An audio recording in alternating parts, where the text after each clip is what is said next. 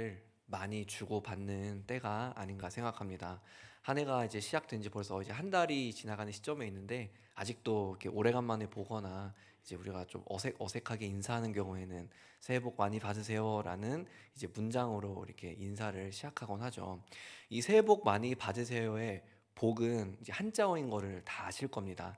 근데 이 복자 한자어가 기억이 안 나시면 인터넷을 찾아보셔도 되고, 이 복이라는 한자어는 두 개의 상형 문자가 합쳐진 한자어인데, 왼쪽에 있는 상형 문자는 이제 하늘에서 내려온다라는 의미를 가지고 있는 상형 문자고, 오른쪽에 있는 상형 문자는 거대한 빈 항아리가 있는데 그 항아리의 모양이 조금 배 쪽이 둥근 좀 그런 항아리 있죠. 그 장 김치 담그거나 이럴 때 쓰는 그런 장독대 같은 느낌의 그런 항아리에 그런 항아리를 뜻합니다. 그래서 이 복이라는 한자어는 이 두 가지 상형 문자가 합쳐져서 하늘에서 어떤 것이 부어지는데 그것이 거대한 항아리를 가득 채웠으면 하는 그러한 소망을 담고 있는 의미를 가진 그러한 한자입니다.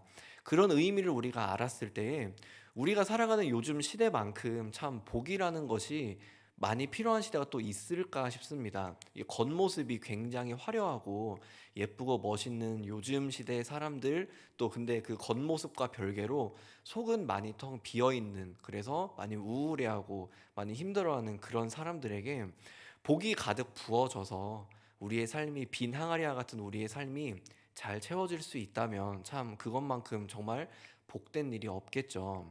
우리 성도님들도 복 많이 받고 싶으시죠? 네. 무슨 복을 많이 받고 싶으십니까? 성도님들의 어떤 빈 항아리가 있다고 했을 때 하늘에서 어떤 것이 내려와서 그 빈 항아리를 가득 채워주기를 소망하십니까?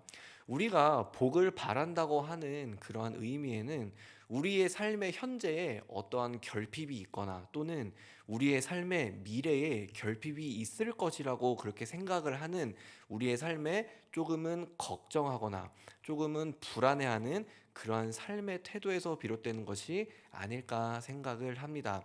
그런데 우리는 우리의 삶을 현재 어떤 것이 결핍되었거나 현재 또는 미래에 어떤 것이 결핍될 불완전한 존재라고 여기는 것과는 다르게 성경에서는 우리를 이미 복을 가득 받은 복이 있는 자라고 명확하게 전제하고 선포하고 있습니다. 우리가 생각하는 우리 자신의 모습과 성경이 말하는 우리의 모습이 얼마나 큰 차이가 있길래 복에 대해서 우리가 이렇게 생각하는 것이 완전히 다를까를 오늘 말씀을 통하여 우리가 함께 살펴보려고 합니다. 오늘 말씀은 우리가 흔히 이제 알고 있는 산상수훈이라 불리는 마태복음 5장부터 7장까지의 말씀인데, 이제 그 말씀들을 보면은 예수님께서 많은 말씀들을 하는데 과연 이대로 살아갈 수 있을까 싶을 정도의 그런 말씀들이 계속 등장을 합니다. 가령 예를 들어서 음욕을 품으면 한쪽 눈을 뽑으라고 하는데 그 뽑으실 수 있겠습니까? 그 아마 이 자리에 있는 모든 분들이 눈이 다 뽑혀 있어야 아마 되지 않을까 싶을 겁니다. 내일 일은 내일 걱정하라고 염려하고 오늘 열심히 살라고 말씀을 하시는데, 오늘 아침에 당장 일어났을 때 오늘 하루에 있을 일들 또 내일 있을 일들 한 주간 있을 일들 걱정 안 하십니까? 이 자리에 기도 제목으로 갖고 오신 것들이 아마 대부분 걱정하는 부분이 있을 것입니다. 또 우리는 길을 가면서 어두운 골목이나 침침한 그런 길을 보면은 우리도 그 길을 잘 가지 않고 우리 자녀들에게도 그런 길은 무서우니까 가지 마라 이렇게 교육시키는데, 도대체 예수님께서 말씀하신 좁은 문은 무슨 문인 줄 알고 우리가 그 말씀을 묵상할 때 그냥 아멘 아멘 그렇게 말을 하면서 묵상하십니까? 그렇게 예수님께서 말씀하신 이 말씀들은 우리의 삶을 봤을 때 우리의 삶을 되돌아보게 만들면서도 과연 이렇게 살아가는 것이 가능할까라는 의문을 도저히 지울 수가 없습니다. 그런데 그러한 말씀들을 하시기 전에 산상수훈을 바로 오늘 우리가 읽은 흔히 우리가 팔복이라고 부르는 이 말씀으로 산상수훈을 시작하신 것은 분명히 예수님의 명확한 의도가 있을 것이고, 그 의도를 우리가 명확하게 안다면 예수님은 정말로 미쁘신 분이라는 것을 우리가 잘 알 수 있을 것입니다. 성경에서 오늘 우리가 읽은 말씀에서 복이 있나니라는 말이 8번 연속으로 등장을 합니다. 그렇기 때문에 이것을 한글 성경으로 봤을 때 그를 딱 본다면 복이라는 명사가 있고 복이 더해진다라고 하는 동사가 있어서 이 명사와 동사가 합쳐진 하나의 문장이라고 오해할 수 있지만, 이 여기서 말하는 복이 있나니라는 것은 마카리오스라는 하나의 단어로서 이미 복이 있는 자라고 전제를 하고 시작합니다. 성경에서 복이 있는 자가 이미 선포가 되었는데, 그 복이 있는 자가 도대체 어떤 자인가에 대해서 쭉 설명을 하고 있는데, 먼저 복이 있는 자는 천국이라는 복을 받은 자인데, 그 사람은 심령이 가난한 자고, 복이 있는 자가 있는데 위로라는 복을 받을 것인데 그 사람은 애통하는 자이고, 복이 있는 자가 있는데 기업이라는 복을 받을 것이고 그 사람은 온유하게 살아가는 자이고, 배부르게 살아가는 복을 가진 그러한 의에 주리고 목마른 자가 복이 있는 자이고, 복이 있는 자가 있는데 긍휼히 여김이라는 그런 복을 받을 자가 긍휼히 여기며 살아가는 자이고, 하나님을 볼 수 있는 복이 있는 자가 있는데 그 복이 있는 자가 마음이 청결한 자고, 하나님의 아들이라 일컬음을 받을 복이 있는 자가 있는데 그 자가 화평하게 하는 자고, 마지막으로 천국이라는 복이 있는 자가 이미 있는데 그 자가 의를 위하여 박해받는 자라고 선포를 하고 있습니다.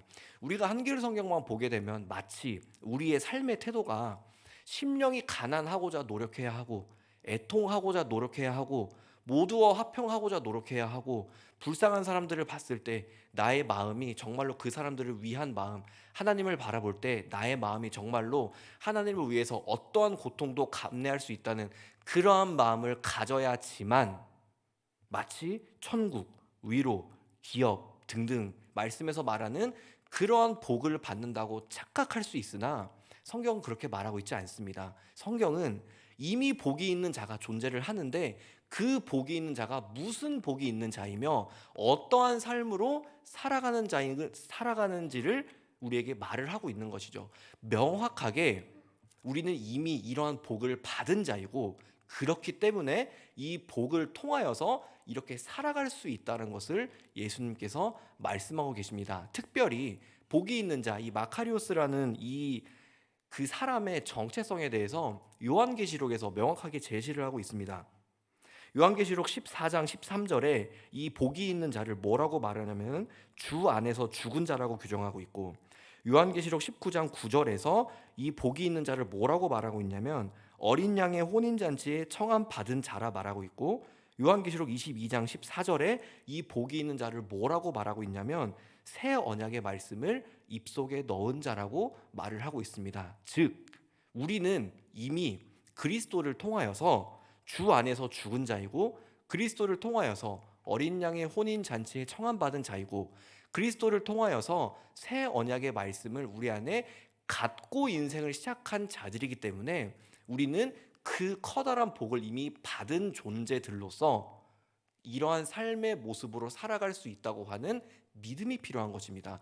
우리의 삶에 필요한 것은 내 마음을, 내 심령을 가난하게 하고자 하는 노력이 아니고, 내 마음을 애통하게 하고자 하는 노력이 아니고, 내 마음을 온유하게 하고 모두와 화평케 하고 내 마음을 청결하게 하고자 하는 그러한 노력이 필요한 것이 아니라, 하나님께서 이 모든 것들을 내가 태어날 때부터 이미 다 주신 자들로 나를 만드셨으니 나는 그렇게 살아갈 수 있다고 하는 믿음이 우리에게 필요한 것입니다. 그 믿음으로 우리가 심령이 가난한 자로 살아갈 수가 있는 것이고, 온유한 자로 살아갈 수가 있는 것이고, 마음이 청결한 자로 의를 위하여 박해받는 자로 살아갈 수 있는 것입니다. 그렇기 때문에 우리가 앞으로 새해 복 많이 받으세요, 이러한 복에 대해서 말을 할 때 우리의 마음 가운데에서는 우리가 아까 말했던 것처럼 복의 한자어처럼 빈 항아리에 하나님께서 어떤 것을 가득 채워주세요, 그러한 식으로 소망을 하는 것이 아니라, 내 앞에 있는 사람이 이미 하나님께 모든 것을 받은 그런 복 있는 자로서 살아갈 때에 그렇게 살아가는 믿음이 흔들리지 않을 수 있도록 주님 도와주세요, 붙잡아 주세요라고 하는 의미를 가지고 있는 복을 우리가 소망하고 간구해야 할 것입니다. 우리는 이미 하나님이라는 거대한 복 안에 있는 자들입니다. 그것을 가장 명확하게 알 수 있는 것이 어머니와 그 어머니 안에 있는 태아의 관계가 아닐까 생각을 합니다. 어머니가 임신을 하면 자궁 안에 생명이 잉태가 되죠.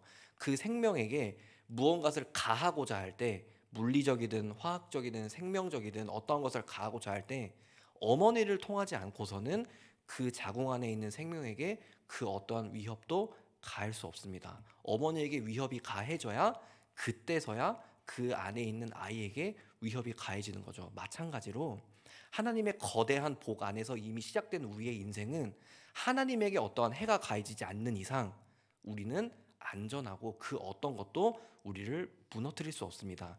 그것을 아는 믿음, 그것을 믿는 믿음이 우리의 삶 가운데 중요한 것이고 그 믿음이 바로 우리를 복 있는 자로서 말을 하면서 복 있는 자로서 인생을 살게 할 것입니다.